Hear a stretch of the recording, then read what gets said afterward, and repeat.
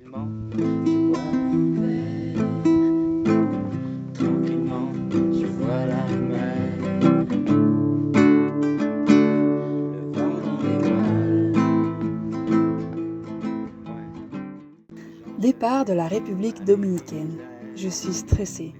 Stressée de reprendre la mer et d'être malade. Stressée de penser que la voile, c'est peut-être pas pour moi, ou du moins pas en pleine mer.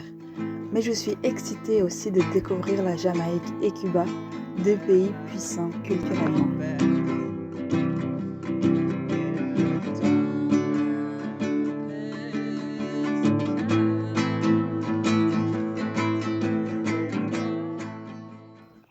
Et si on prenait la mer?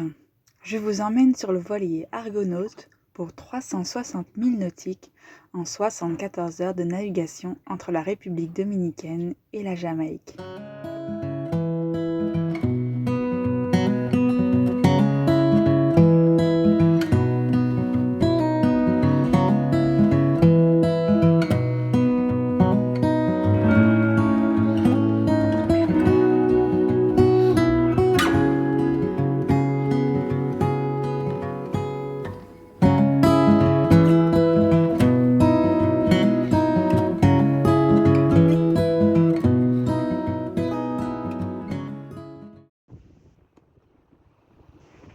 J'écris ce texte après 24 heures en mer et 4 cachés contre le mal de mer et je me porte à merveille.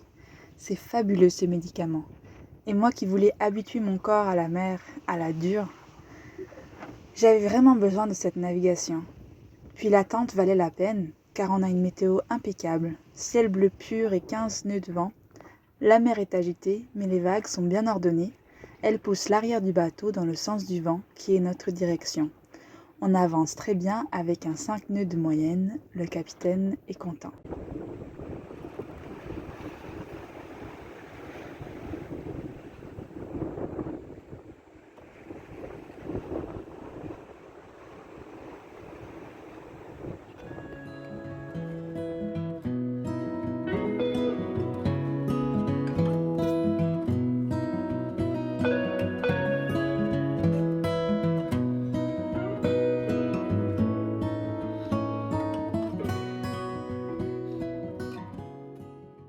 Depuis 30 heures, je vis dans 4 mètres carrés, le cockpit.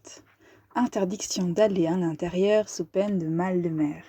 Alors je reste là, dans ces 4 mètres carrés. Je mange là, j'écris ce texte là. Pour pisser, je sors mes fesses légèrement en dehors du cockpit et pourquoi pas, pour dormir, je dors là aussi.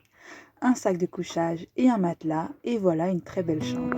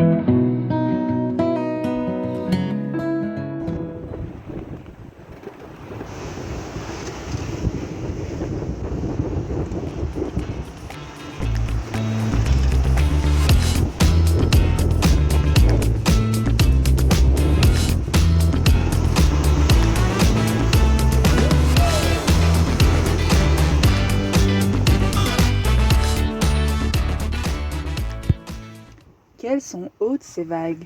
J'ai eu un peu peur lorsque j'ai vu une vague plus haute que l'arrière du bateau arriver sur nous. Mais en vent arrière, on se laisse porter.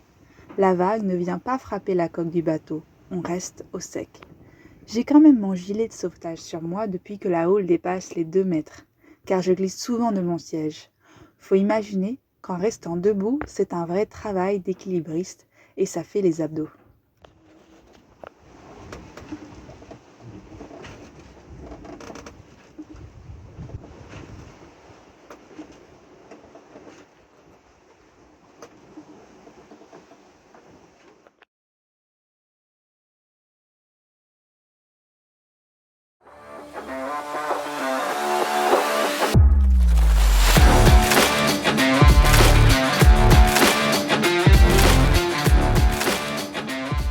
La ligne d'horizon de 360 degrés n'est que ciel et mer, plus aucune île à l'horizon.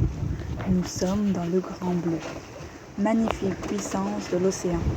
Ça me paraît irréel tellement c'est beau.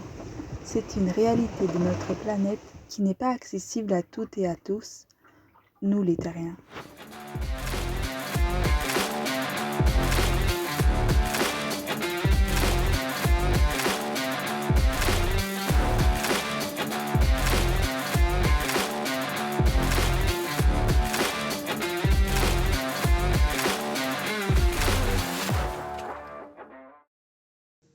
Cette nuit, le cockpit n'était plus sécuritaire pour y dormir seul, alors je me résigne à entrer dans ma cabine.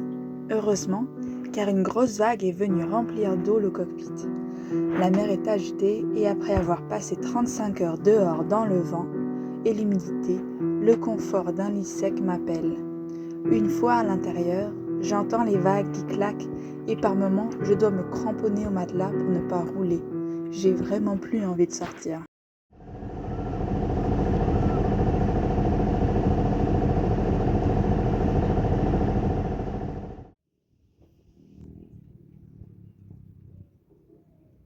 Vous entendez ? Le calme d'un bateau à l'arrêt, dans un mouillage abrité. Pas de vagues, la mer est de nouveau huileuse, on est en Jamaïque.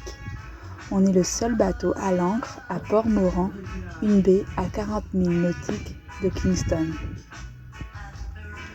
74 heures en mer, dont la moitié du temps sans voir la terre, juste le grand bleu houleux, un soleil de plomb en journée, des magnifiques couchers de soleil dorés et des nuits très sombres au ciel étoilé. J'ai pas l'impression que 3 jours se sont écoulés. Le temps en mer est dilué. Grâce aux médicaments, j'ai vécu ma première longue navigation pleinement. C'était hors du commun, c'était magique.